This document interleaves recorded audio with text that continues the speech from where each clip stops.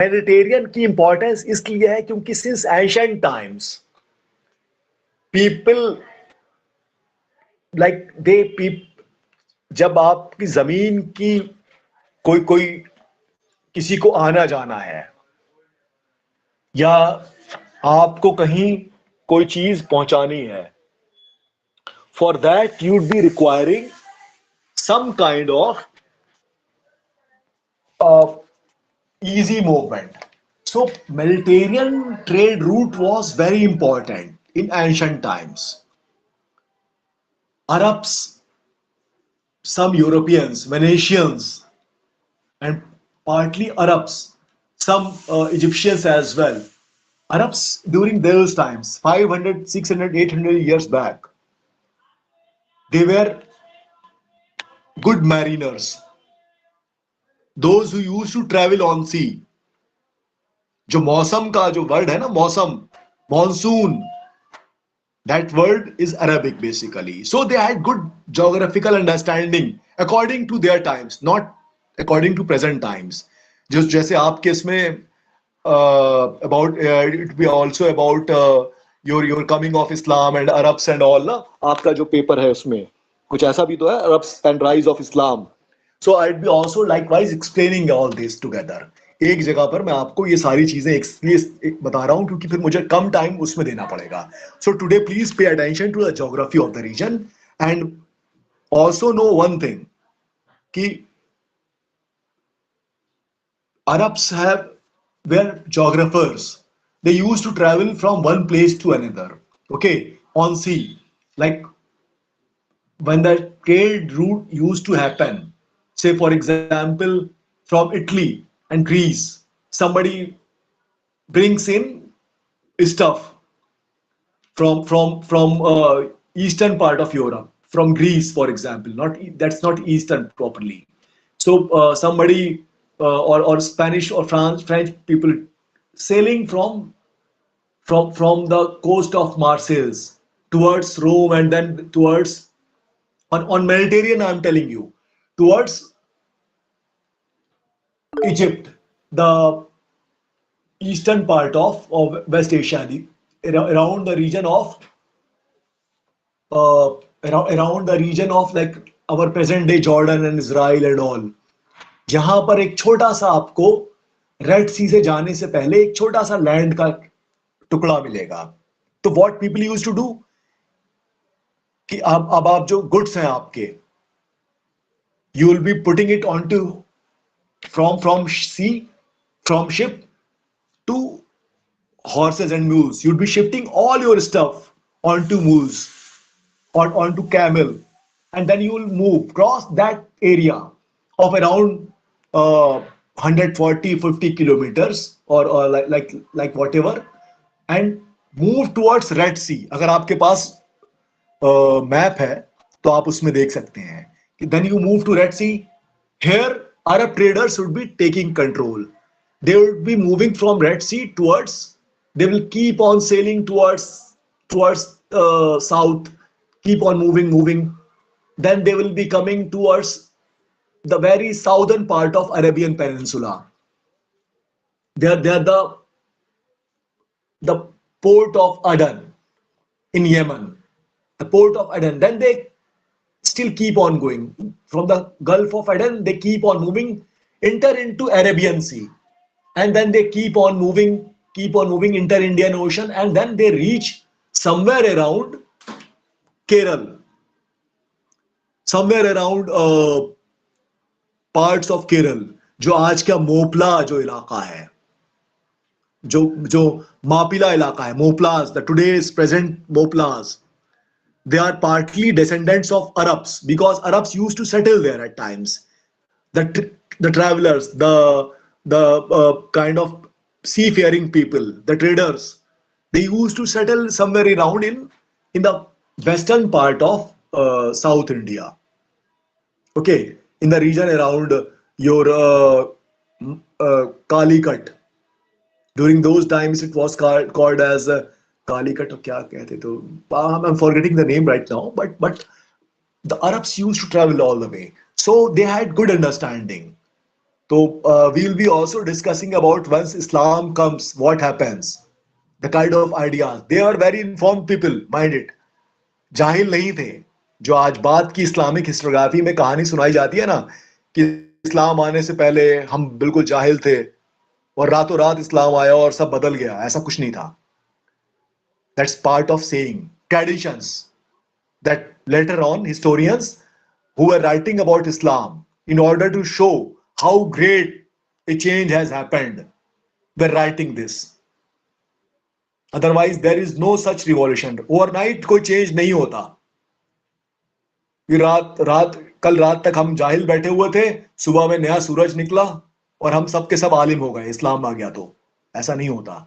For a change to happen, there needs some kind of fertile land, some fertile place, some ideas which takes root, requires time. For taking root to any idea, it might be requiring time. So this idea, this whole notion that ki before rise of Islam, दौर जहालत था, huh? Age of ignorance versus age of like transformation and everything, that doesn't holds much water. Okay. तो अपने Islamic belief को किनारे रख के history के स्टूडेंट की तरह सुनिएगा इसको.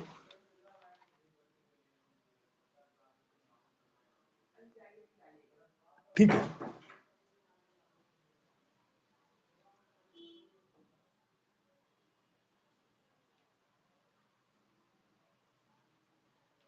Now, the areas around around the present day Turkey, eastern European areas, huh? And parts of your present day Syria, parts of Iraq, some parts of Western Egypt, and the areas around Jerusalem and Egypt, and like some small parts of Libya.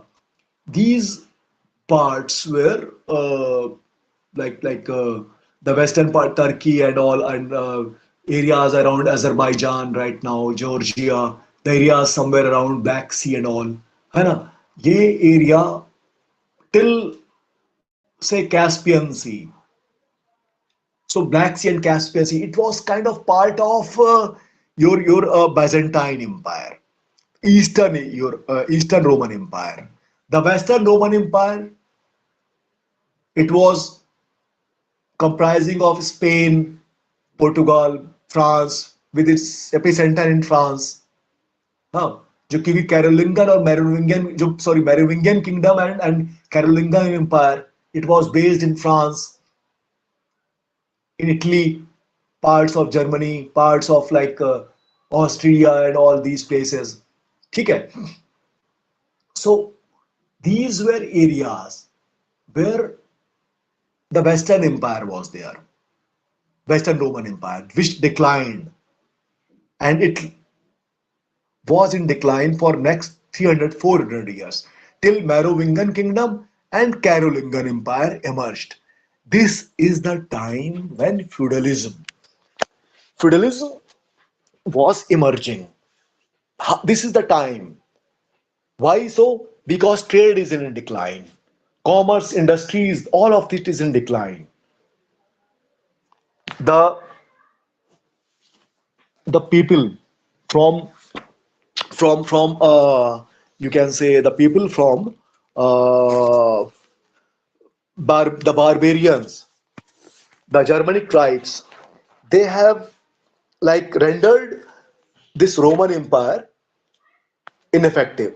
The Eastern Empire continued with the name as Byzantine, with its capital at Byzantium. ठीक है. Sorry, with its capital as Constantinople. Constantinople is also called as Qustuntuniya. So now we'll be coming to, मैंने आपको background बता दिया था पिछली classes में, अभी भी थोड़ा सा बताया. Now we'll be coming to how this feudal structure in Europe emerged. Now what happened ki after this downfall of Roman Empire, various Frankish states emerged. in late 5th century. Roman empire की जगह कोई और तो लेगा ना भाई. So the fertile plains, land, cattle, the weapons, they attracted the Frankish nobility, and then it also marked the growth of landed estates, and it also marked the control over peasants, which was secured by providing some kind of protection to them in return for their services. उस जमाने का जो वक्त था, it was a difficult time when man, material, life was not secure. People were not secure. जब जिंदगियां इतनी महफूज नहीं थी. So what happened was that people had to come up to come to terms with certain parts. So अब जो peasants थे, they entered into some kind of agreement with the lords. So this period is marked with the growth of landed estate, control of peasants, which secured by providing protection to them in return for their services. So the peasants had to provide services to people. It was also, it in a way, it was the kind of beginning of feudal organization, which was a fusion of Roman villa and German village community. If you remember, na German village community, we were telling about Germanic tribes. Germanic tribes were like living in villages. Barbarians, they were living in villages. Pastoral nomadist people. On the other hand, Romans, they were very like advanced militarily, economically, culturally. They were living in villas, Roman villas. So now there is a kind of amalgamation of both these aspects. Roman villa plus these Germanic villages. They come together. They form a bonding. Two different modes of production are coming together. In Marxist terminology, if you hear, they're coming together. अब वो साथ आ रहे हैं. Now this further developed into into a form of economic and social kind of organization. The feudal society in Western Europe, which was there, developed into a kind of hierarchical form. Now they are becoming more feudalized. बाहर का movement खत्म हो गया है. The roots are not safe. The life is not very safe. There is a constant threat of outside attack. For past 200, 300 years, the Germanic tribes or these barbarians, they have been attacking people. And now outside contact is not that much developed. So now this feudal society, in a way, in Western Europe, it developed into a kind of hierarchical form. ये basically it happened in France, and then in England and in other parts as well, where the king stood at the top of the hierarchy. अब जो feudal society में hierarchy का form है, आप इसको समझिए, ठीक है? The king was at the top in the hierarchy. It's a feudal society is kind of a pyramidal structure. Pyramids, you might have noticed, like you might have seen it in photograph. How is a pyramid? How will you be defining it? At the top, it's very thin. The base is very spread out. So it's a pyramidal structure. The king stood at the top. Now, this king, he bestows land. Land is called fief or estate. Estate. Land is estate या fief. ठीक है? And this, like, say for example, a ruler, a king has large land. He divides his lands into 10 parts and he appoints people. He calls it fief. or state, and he divides it amongst his subordinates. These subordinates were known as dukes or earls. Duke या earl इनको कहते थे, DUKE Duke or EARL earl. They were called interchangeably, they were called as earl, EARL earl, या फिर you can also say them duke. So the king on the top, and the king divides his land amongst the dukes or the earls. These were his subordinates. Now these were called as feudal lords. These dukes and earls, they were, because they were feudal people. Now what will they do? These dukes or these earls, they realize, okay, this land is still too much. We won't be able to control it yet. Very big land. So what will they do? They will further divide this land and bestow it, a portion of it, to the lesser lords, which were called as barons. तो dukes या earls के नीचे जो आ रहे हैं barons हैं, तो हर earl या ड्यूक के 8-10 बैरन्स होंगे. He will be dividing his land into say 8 or 10 parts, and he'll be bestowing them onto his barons. Now what these barons will do, these barons or dukes, they become vassals. These dukes and earls are vassals of the king, and the same way this baron has become the vassal of the duke or earl. And now still the baron decides, अच्छा भाई ये तो बहुत ज्यादा बड़ी जमीन है. They will be dividing it amongst the knights. Knights, the lowest है, जमींदार टाइप का आदमी हो सकता है, जैसे हमारे इसमें था ना जमींदार, छोटा मोटा राजा नहीं, जमींदार. So the knights didn't had any vassals. They are feudal lords, except that he has a superior lord over himself as well. ठीक है. Now the peasants were the lowest segment of the society, and they were divided into 3 categories. The first was freeholders, the second villains, VILLEINS.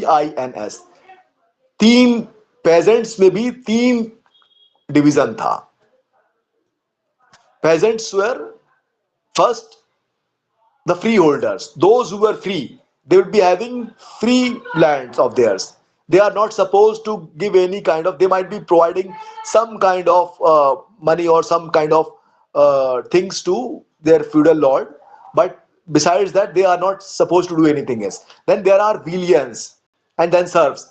The freeholders received lands from the lords which they used and managed on their own.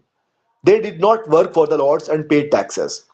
The villeins gave part of their produce from their allotted land, and they didn't have to provide any labor, or even at times they have to give kind of free labor for fixed number of days, and they gave this labor free for to their lords. Otherwise they were free, they can move anywhere wherever they wish to. Now the bulk of the peasants, the most number of the peasants, consisted of serfs. Serf is SERF, serf, SERFS, who were allowed to use the lord's land for cultivation on a set of conditions imposed on them by feudal lords.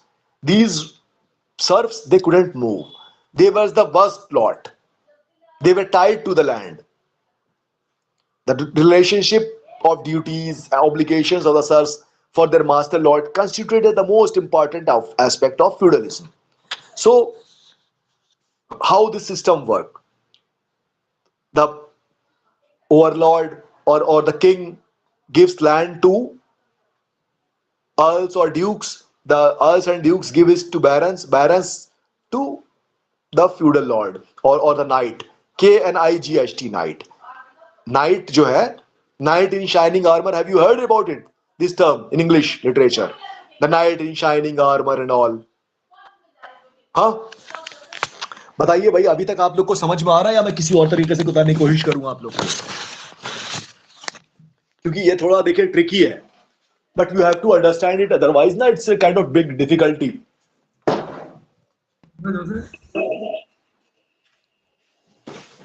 बोलिए.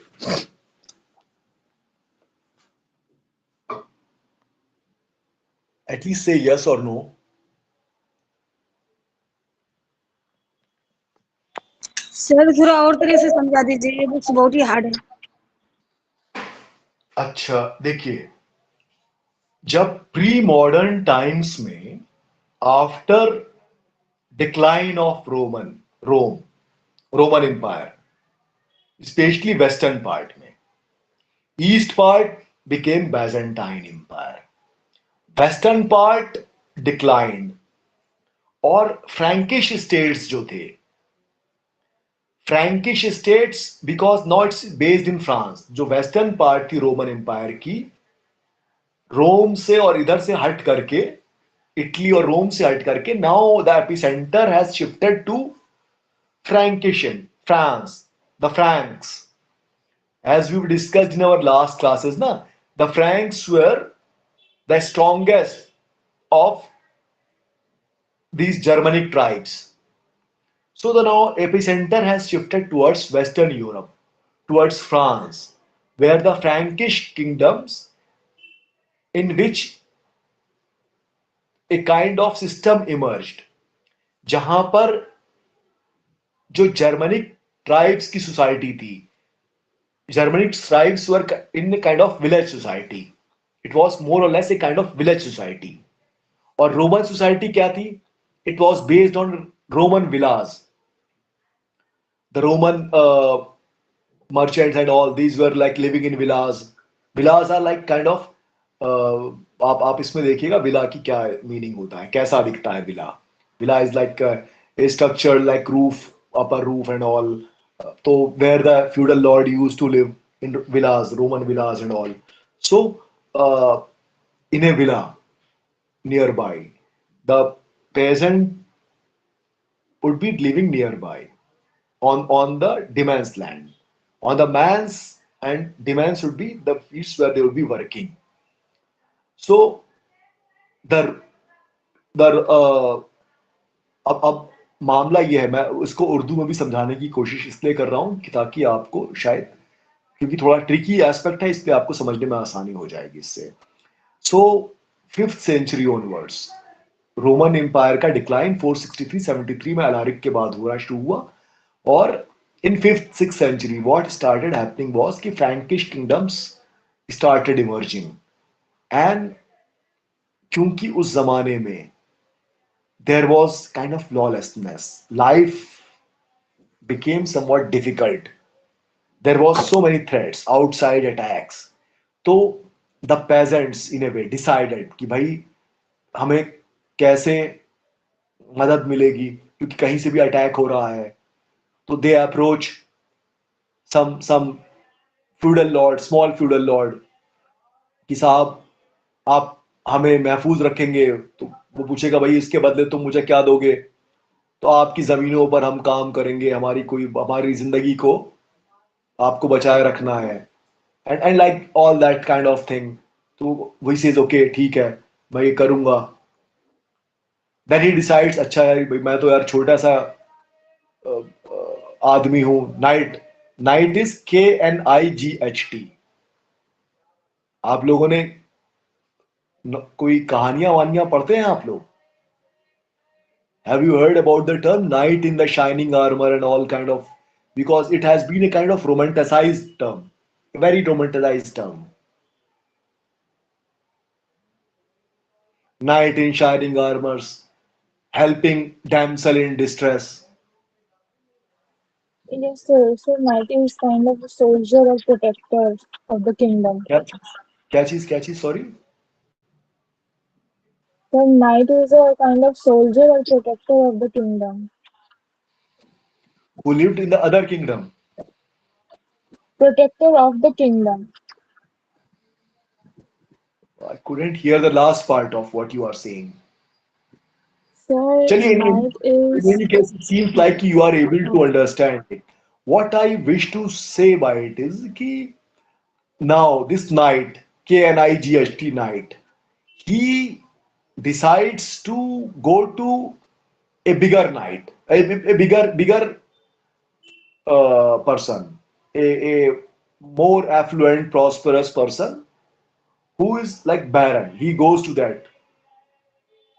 तो वो जाएगा, वो कहेगा साहब कि आप मुझे बचाओ, इन केस अगर if there is a outside attack will you be able to, या मुझे या मेरे लोगों के ऊपर होगा तो you have to like kind of support me. बोले कहा हाँ ठीक है, उसके बदले बोले मैं आपको सपोर्ट करूंगा, ठीक है। At times I will be providing you some kind of help, some kind of money and all. तो ठीक है, एक kind of agreement will reach. तो जैसे एक गांव के लोग इस नाइट के पास आए, वैसे ही कई नाइट अपने उसके पास जाएंगे, अपने बड़े बैरन के पास जाएंगे। The baron will go to likewise to a bigger a bigger and much more prosperous person than him।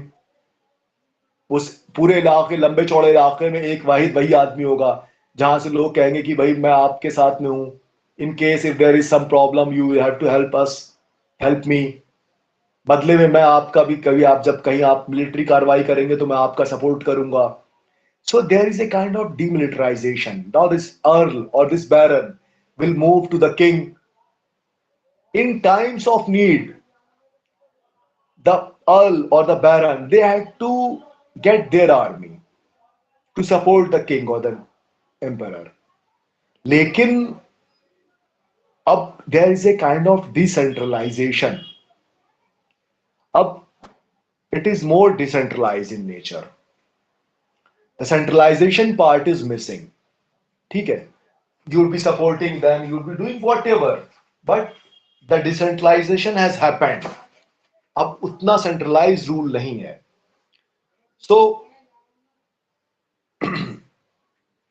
So whatever, like these grants, like these were kind of conditional kind of thing। अगर आप support नहीं करोगे तो आपकी जमीन से हटा दीजिएगा, but it doesn't happen like that time.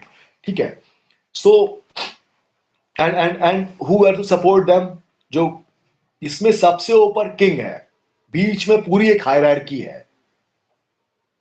King on the top, then earls और barons, then comes dukes, sorry, then earls or and dukes, and then comes barons, BARON, baron। ठीक है। And then after them knights, and then at the lowest level is the serfs, the common peasantry। So so now we have views of various historians। Various historians have written something about the evolution of how it happened, how it formed, है ना, और कैसे ये हुआ। It is divided decided कि भाई अब उस जमाने में now the this trade and commerce is missing, क्योंकि अब छोटी छोटे गांव, they have become self sufficient. So they will be producing stuff which they will be needing. एक गांव में एक कुर्सी बनाने वाला होगा, एक एक कुम्हार होगा, एक एक लाइकवाइज एक अगर अगर आप कोई कहें बैंगल मेकर होगा, या कोई, there will be a meat grower, there will be peasants would be growing crops, there would be like so many people, there would be somebody who would be taking care of so many things, there would be various husbandsmen like who would be uh, raising cows and all। So that there will be various kind of services, it will be provided within the village। The village has become self-sufficient, so they don't move outside as much। Medium of exchange becomes barter। Money is not in circulation because trade has stopped। तो पैसे की जरूरत ही नहीं है। ठीक है। So likewise, तो it's a kind of period, especially from 5th to 10th century onwards, where there is little or no trade, there are outside attacks। After this, in 6th 7th century there is a new force, 7th century there is Islam which comes up, afterwards Huns, Scythians, others who are attacking। So outside attacks are there, they are trying to safeguard themselves। ठीक है। So John Critchley is somebody who emphasizes the military tenure or dimension of feudalism। He views that his views are kind of accepted, there is a kind of military dimension. He points out to the close personal bond between the Lord and the vassals, which were based on the oath of fealty by the vassal. What is this oath of fealty? It's a very long, drawn out process. Vassal would be like giving oaths of fealty. Oaths of fealty means that we will be remaining loyal to you, sir. In case if there is need, I'll be like laying down my life for you. You also have to be like, and it was vice versa. एक side का नहीं है मामला. ठीक है. So it was based on an oath of fealty by the vassal. It was done on a very like uh, extensive basis. The peasantry would be doing that to their knights. Knights would be doing that to the baron. Baron would be doing that to his overlord, like earls and dukes. The dukes and all would be like doing this to the king. So it was all a kind of as uh, there is one still alive historian. Uh, his his name is see uh, एक minute. There is something like I received some kind of message again. So there are like kind of different kind of historians who were there, and there there is Perry Anderson. The name of his book is Passages from Antiquity to Feudalism. Perry Anderson. The name of his book is Passages from Antiquity to Feudalism. So Perry Anderson comes up. Achha, so Perry Anderson comes up uh, with his theories. Okay, with the theory of feudalism, he says कि it's a kind of ties of interdependence on each other. Perry Anderson, write down the name as well. PERR, अच्छा मैं लिख देता हूँ. ठीक है.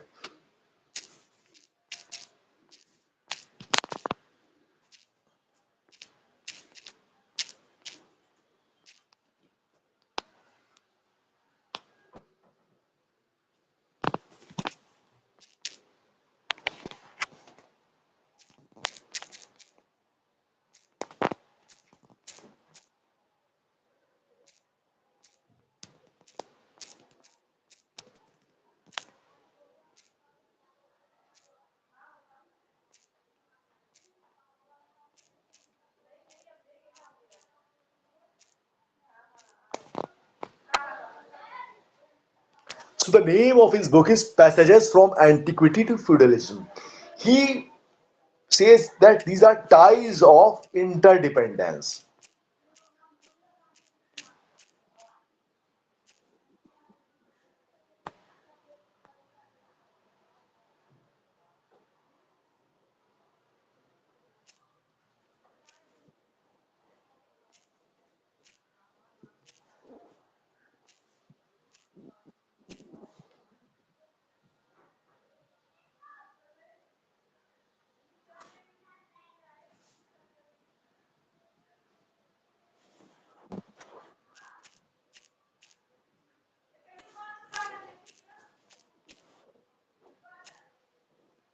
So these are ties of interdependence.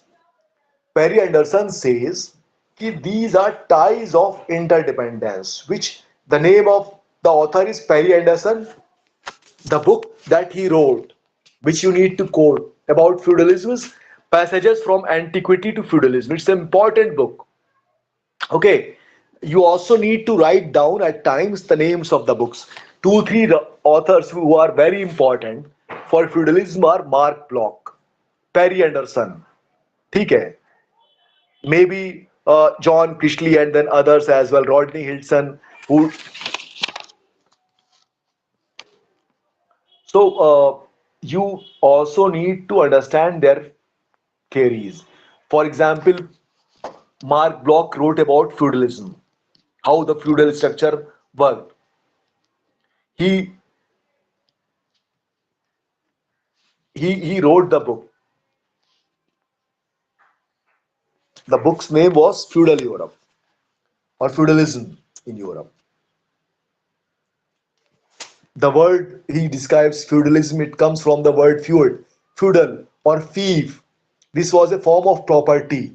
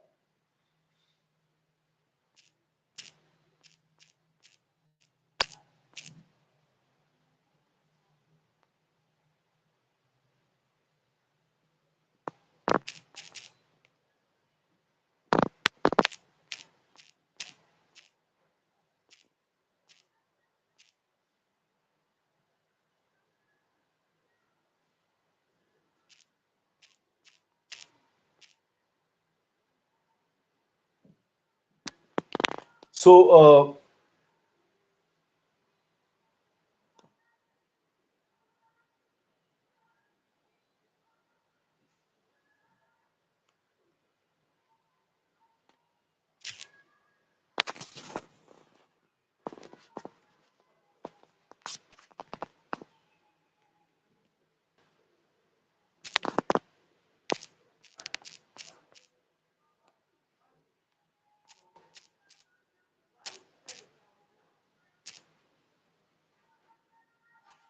so Mark Bloch wrote a book, Feudal Society. Okay, and name of the book of Mark Bloch. Let me write the name of the book of Mark Bloch as well.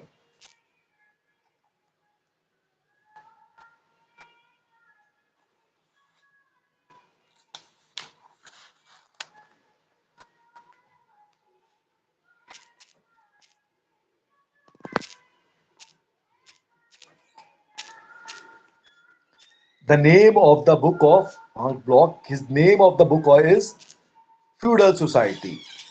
Feudal. You are getting it now?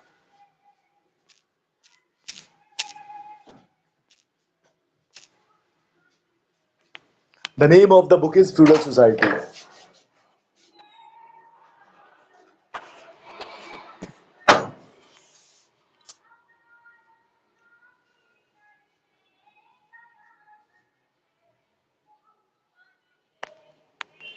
बेटा एक minute थोड़ा सा आप लोग wait कर लीजिए, ठीक है?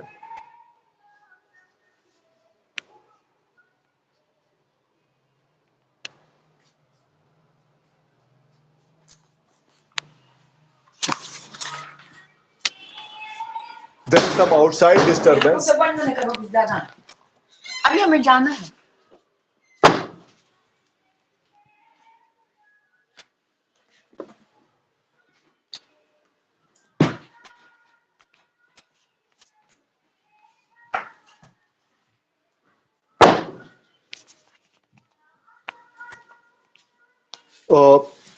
दो मिनट थोड़ा सा आप लोग वेट कर लीजिए, मेरी अम्मी को उधर she has like some work here so I too. अच्छा अभी ये बताइए, अभी आप लोग को जितना बताया मैंने क्लियर है क्या?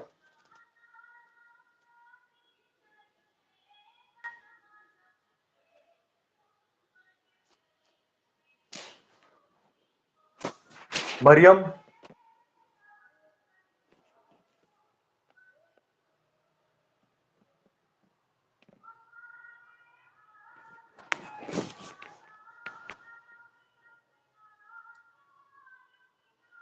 मरियम आपको जो मैंने अभी बताया समझ में आया? अकबरी, आलिया, मोहम्मद काशिफ, शाहिद, तूबा, शगुफ्ता, फैज. समझ में आ गया. ओके, ओके, देखिए थोड़ा सा अगर आप लोग एफर्ट करेंगे, ये बड़ा इंटरेस्टिंग एरिया है, ठीक है। आई होप कि you would really like to read it, क्योंकि ये इंटरेस्टिंग एस्पेक्ट्स हैं। और थोड़ा कोश अगर आप, सबसे बड़ा सवाल इसमें बस यही है, एफर्ट का। अगर आप एफर्ट कर रहे हैं, you will be getting it quite plain and simple. So, Okay, sir, I uh, will do. various historians have described how feudalism was. I've given it to you. Mark Bloch has defined it in some other way. Then John Kishley has described it in some other way. ठीक है. Perry Anderson has described it like in ties of interdependence amongst various communities and all. Like, see, there are ties of interdependence. What are ties of interdependence? जो हम एक दूसरे पे dependence है. The feudal lords are depending on to their overlord. The peasants or the serfs, they are depending on to their overlord, onto knights. Knights has kind of ties of interdependence. So these are kind of ties which are like joining all of them together. ठीक है. And the state is becoming more decentralized. If the ruler has to summon his people, he will cannot directly call the knight. Instead, he will have to call Earl or Duke. He will have to call the Baron. Duke would be calling the Baron. Baron would be calling the knights that way. Okay. So this is how the society was, like into the ties of interdependence. So another writer who was basically French scholar during latter phase, he writes down about in uh, about feudal society, how feudal society emerged, and how the social order emerged. He considers as feudalism, like Mark Bloch, he considers feudalism as a system of human relations, and he studies it from the point of view of the emergence of social order, how the social order emerged, how the society emerged. So his basic argument is like how the subject peasantry, widespread use of the service tenement, the fief, like now the people would be paid in kind of fief, not in salary, and a kind of supremacy of class, of specialized warriors, people who specialize in fighting wars and all, because the times are tough, life is at threat. So, and the ties of obedience are there. The protection and fragmentation of authority has happened because of it. क्योंकि अब direct वो वाला rule नहीं है, direct rule नहीं चल रहा है. ठीक है. Society has become like barter economy is working. पैसा नहीं, रुपया नहीं चल रहा है. State has weakened considerably, particularly its protective capacity. So these are all kind of things that he says ki that's happening in the feudal society. Others also try to describe, Marx and Engels also tried to describe feudalism in terms of, uh, but they didn't describe it in terms of class organization. But their theory implied that class provided the fundamental foundation of the feudal society. There were class relations, like nobility. Nobility was of the higher class, serf of the lower class, which was based on landed estate, which was determined by the feudal organization. तो इनकी, देखिए, कुछ चीजें आपको पढ़ करके इनकी theories भी याद करिएगा, ठीक है. How this civil society emerged, and then about its later on about its decline as well, why the decline happened. Trade and commerce in 11th 12th century, again Perry Anderson says कि there is a feudal dynamic. The trade has started, the feudalism has continued, it's not waning, but there is kind of change from the earlier period. Now trade is started emerging. पहले जो Mediterranean trade था, with the coming of feudalism, the Mediterranean trade has stopped altogether. There is no Mediterranean trade now. Closed economy, no outside movement, no uh, what you say, no circulation of money, goods, produce. Mediterranean economy has closed. Trade on Mediterranean sea route has stopped, और there is very minimal trade. As it's not has happened कि trade बिल्कुल भी नहीं था, लेकिन it's very very minimal now compared to earlier times.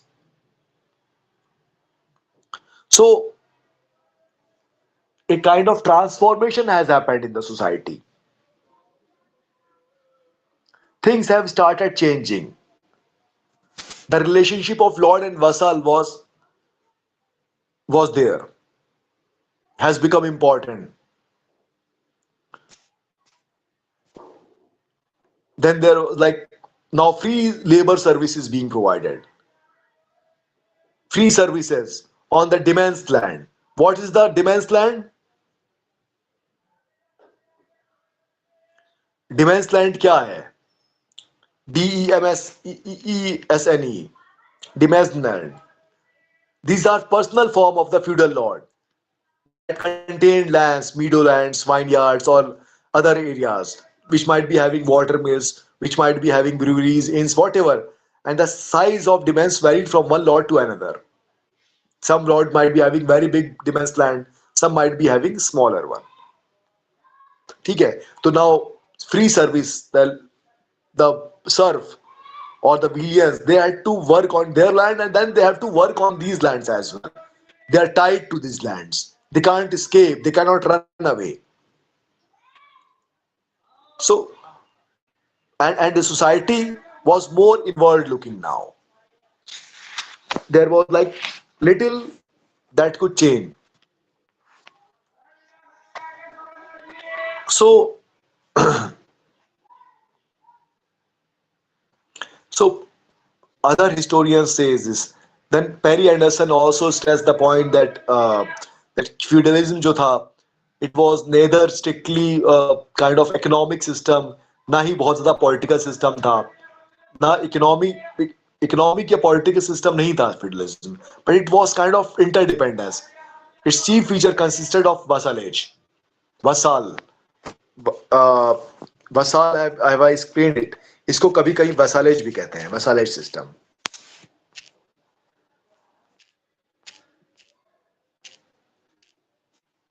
Feudalism interchangeably is also being said as vassal system, VASSAL, where uh, parcelized sovereignty.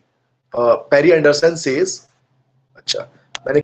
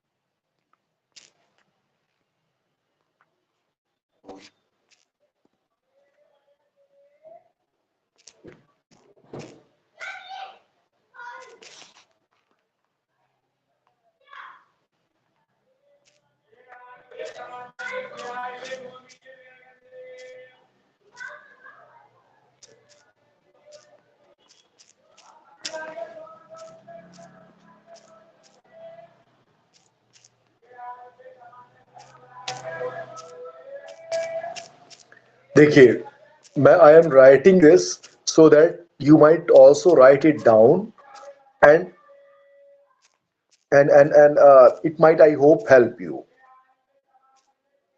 So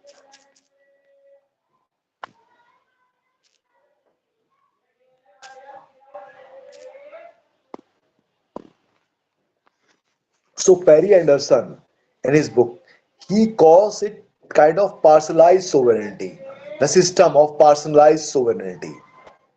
एक system parcelised, parcel समझते हैं, parcelised अलग अलग हिस्सों में डिवाइडेड. सोवरेंटी इज बादशाहत. Sovereignty means बादशाहत.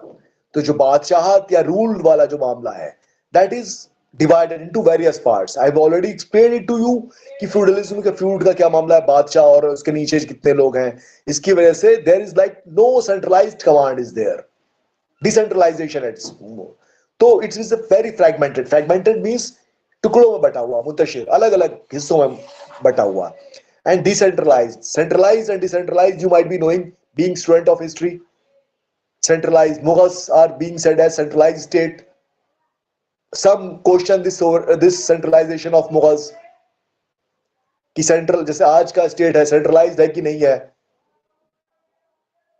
that way. So whether this is parcelized sovereignty where authority was fragmented and decentralized among the lords. So Perry Anderson in his book, what's the name of the book? Passages from Antiquity to Feudalism. See, I have mentioned all of it, and I hope कि next class I will be discussing about तीन चार जो मैंने historians थे उनका आपको बता दिया, feudalism बता दिया. I will not be explaining it any further because there is no more time. Today it's already very long. ठीक है, तो please today we should be calling it a day. It's a rather long class of almost 3.5 hours. बीच में एक break के साथ. अभी कोई सवाल आपको पूछना है?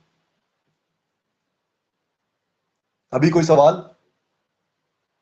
Next time, if we have time, we will be like discussing about this thing about Byzantine Empire. We will be quickly moving to Arab's world, and then we will be like doing about some of it. Okay. Okay, We will sir. also any questions so far?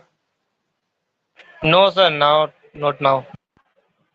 ठीक है, next class में आप सवाल तैयार करके आइएगा पूछने के लिए. ठीक है, आप लोग सवाल Okay, sir. कुछ देखिए, कुछ पढ़ के भी आइए. देखिए प्लीज कुछ पढ़िएगा तो जी आप लोग को मजा आएगा.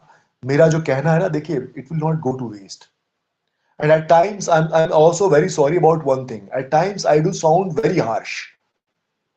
At times, but being in a way your teacher, I suppose I have that kind of liberty. Maybe in order to inspire you a bit, I at times become harsh. कि पढ़ो ये करो वो करो, डांट डपट करता रहता हूँ मैं हल्का फुल्का.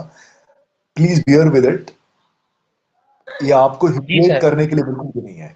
ये आप में से किसी को ह्यूमिलिएट करने के लिए बिल्कुल भी नहीं है. एक बात समझिएगा आप लोग, ये ह्यूमिलिएशन के लिए नहीं, बिल्कुल भी नहीं है. But may be because hopefully you can study a bit more.